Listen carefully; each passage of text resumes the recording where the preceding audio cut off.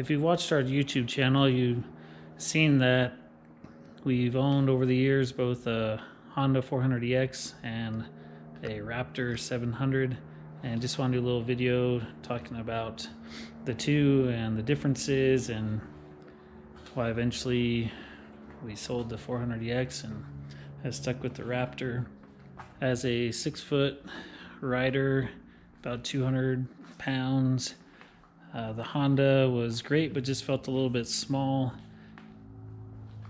It got us pretty much everywhere we wanted to go, but in the end, in the search for more power and comfort, we ended up going with the Raptor 700. This is a 2013 special edition. Our 400EX was did have a aftermarket pipe, and it was jetted. One of the things with the carburetors, we had to have it rejetted when we moved from Arizona to Utah. With the Raptor, it's fuel injection, so no need to worry about rejetting. But again, with that, it had plenty of power, had a great exhaust sound note. We loved it. But oftentimes we'll ride around the neighborhood and it would just get loud and obnoxious. And so it's nice to have this machine is just all stock. So it's pretty quiet and feel fine just riding around everywhere. And even in the stock, it has plenty of power to go everywhere we want. The 400EX also had a pretty stiff clutch, whereas on the Raptor it's pretty light. The clutch there you can do with just 2 fingers, as well as the throttle. After a day at the dunes, there'd really be quite a bit of fatigue in my hands and arms, whereas with the Raptor that doesn't really happen. Another thing is just better suspension overall. The suspension on the 400EX was pretty stiff, whereas this has pretty plush suspension. 9 inches of travel in the front, 10 inches of travel in the back with the piggyback shocks. Also, the seat is just super cushioned, so I can ride this pretty much all day and feel pretty good about when I get off of the machine.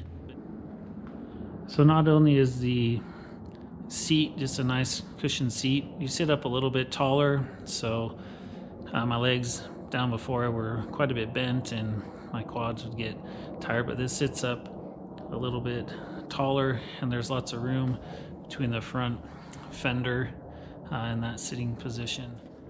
And like I said, it has the fuel injection, so even though it's a pretty cold day, it's been sitting in the garage, but we're only high of about 25 today.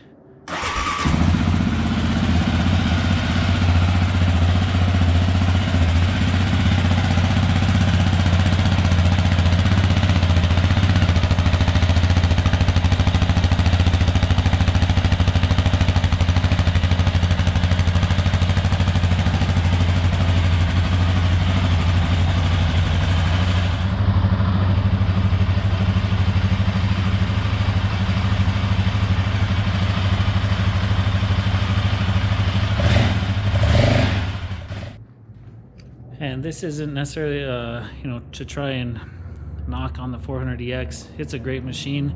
It was really the first sport quad that I owned and loved it. But just when it was time to upgrade, the Raptor 700 was just a great next step up. Like I say, good power at the dunes, can go anywhere we want and really ride around for the most part in 3rd gear, which also contributes to less fatigue from shifting and everything. We did add the Nerf bars, the Yamaha GYTR, which are really nice.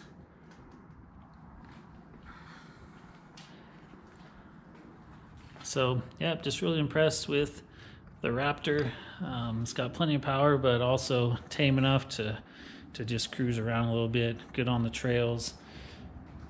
It just smooths out all the bumps and things, and overall just a great machine. Thanks for watching.